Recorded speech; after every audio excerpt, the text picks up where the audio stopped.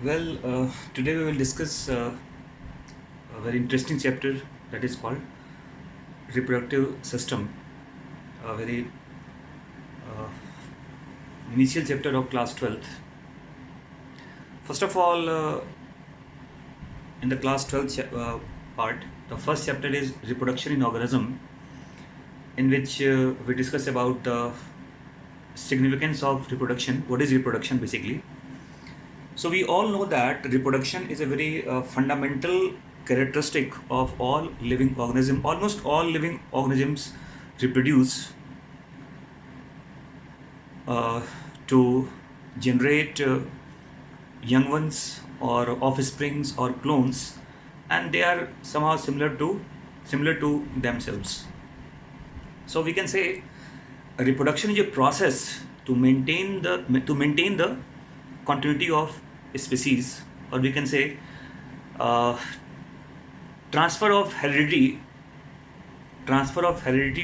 from uh, parents to their offspring is because of that event of reproduction only. So in brief, all living organisms reproduce either by a sexual method or by asexual method, and result is the uh, generation of offsprings or young ones, or we can say bacteria produces clones, and the method is either sexual or asexual. So basically, in human beings, we talk about a sexual reproduction, and we know that sexual reproduction, for the sexual reproduction, biparental conditions required.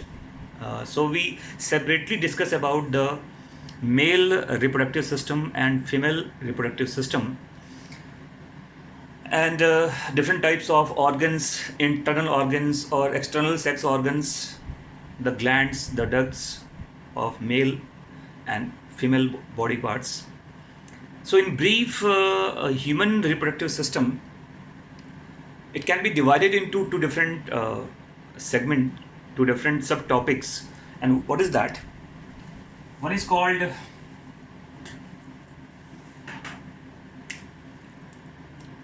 one is called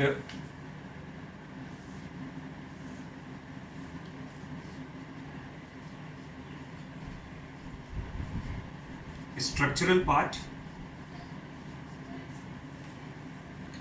and another is called the developmental biology, and that is called embryology. In the structural part, we basically discuss about the component of male reproductive system and the component of female reproductive system. That includes the primary sex organ, the secondary sex organ, different types of sex accessory glands and the ducts. And the embryology, basically, the component of embryology can be divided into two different parts. And what is that? इसमें से आप कह सकते हैं कि एक part है उसका जो फर्टिलाइजेशन के पहले होता है, और दूसरा पार्ट फर्टिलाइजेशन के बाद होता है.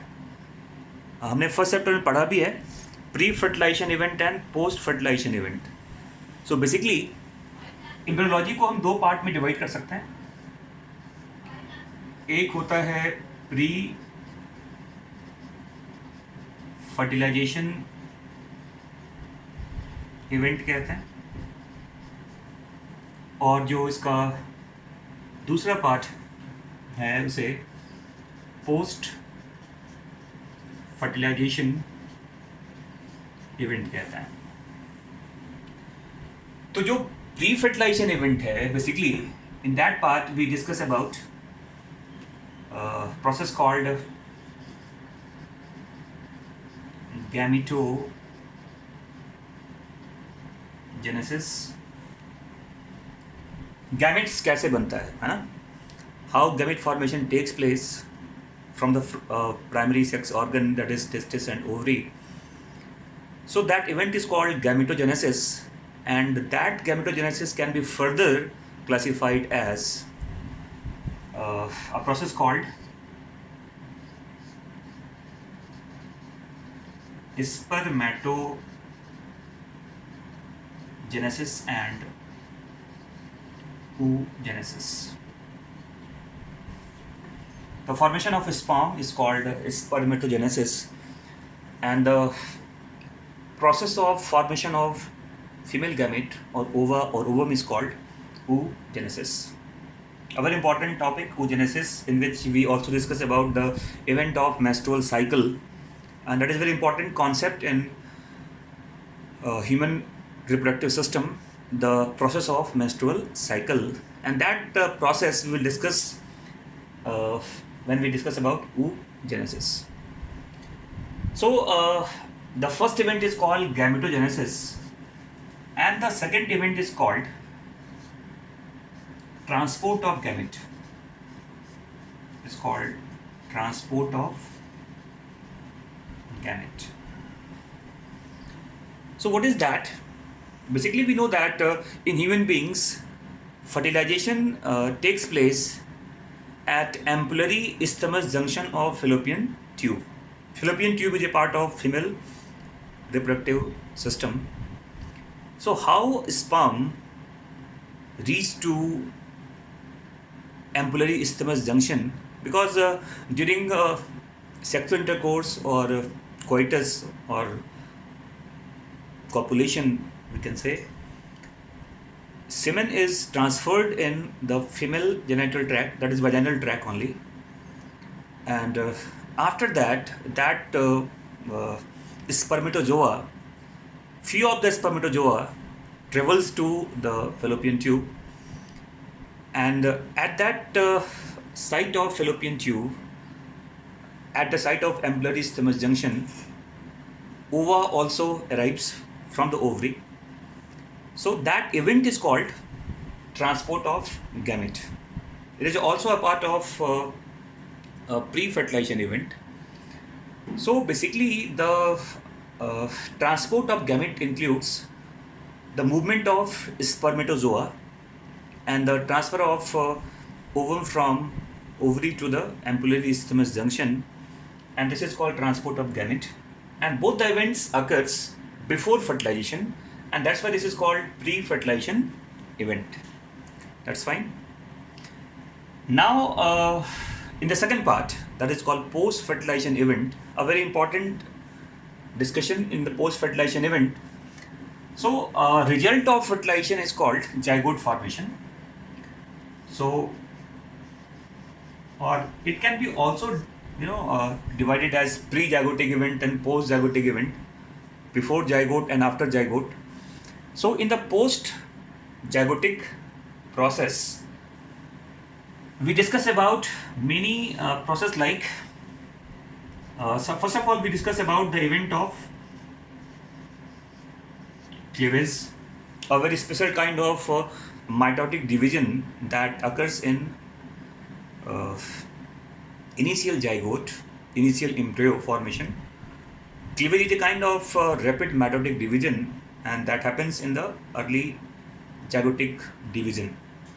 After cleavage, we talk about the formation of structure called morula. A kind of embryo is called morula. That is the result of cleavage, is called morula. And after that morula, we talk about the structure called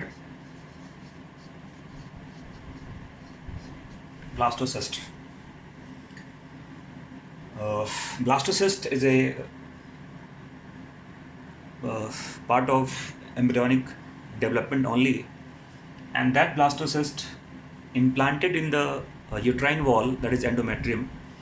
So after blastocyst formation, we discuss about the event of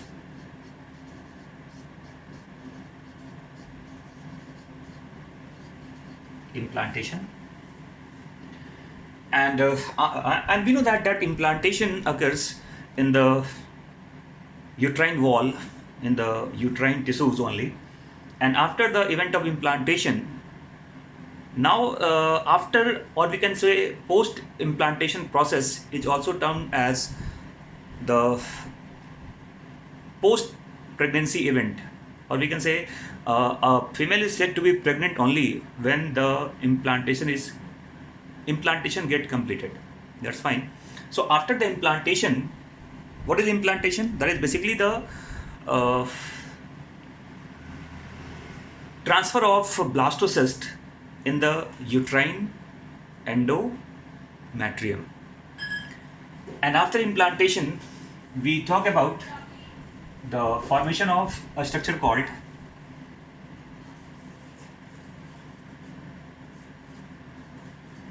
gastrula. And you know what is that gastrula? Basically, we know that all living organisms possess few germinal layers, and that may be diploblastic or triploblastic. Basically, human beings are triploblastic, and we have three different germs layer called ectoderm, mesoderm, and endoderm. So once a embryo develop all the three germinal layers, that is ectoderm, mesoderm, and endoderm, that embryo is called gastrula, and the event is called gastrulation. The event is called gastrulation, and by that gastrulation only, gastrula develops, or the embryo develops all the three primary germs layer, and that is ectoderm, mesoderm, and endoderm. Very fine. And after gastrulation event, we talk about the process called organogenesis.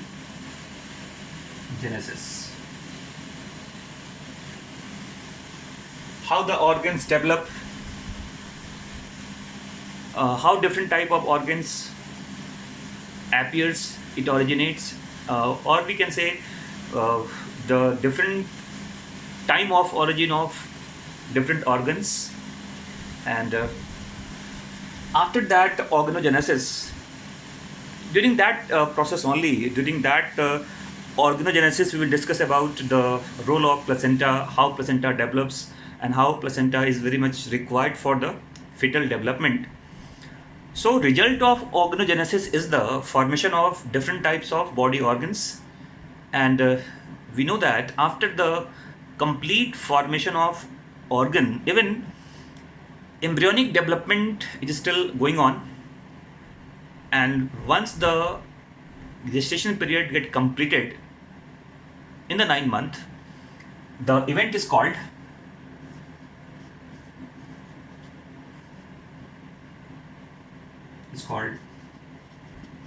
parturition. Parturition is called birth process. It's called birth process.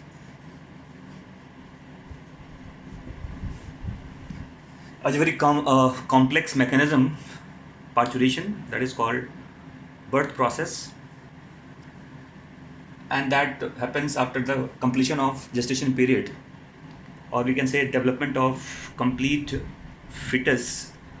After complete fetal development only, because of some neural endocrine mechanism, the fetus comes out, and that event is called parturition or called birth process. So the last, not last the part, in the chapter, in the last part of that chapter, we will discuss about one more event, and that is called event of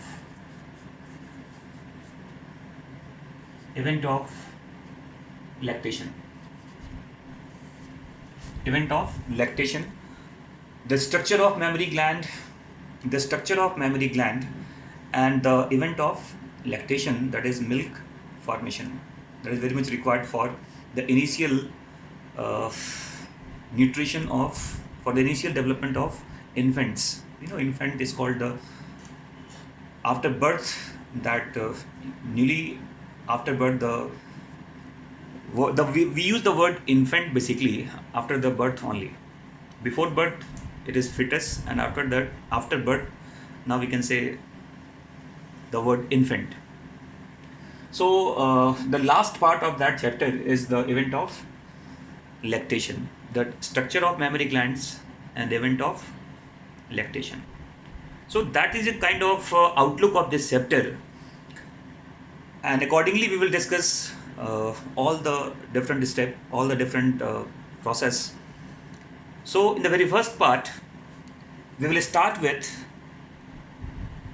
structural part only, and that is all about the male reproductive system. So in the next video, we will discuss about the structural component of the male reproductive system.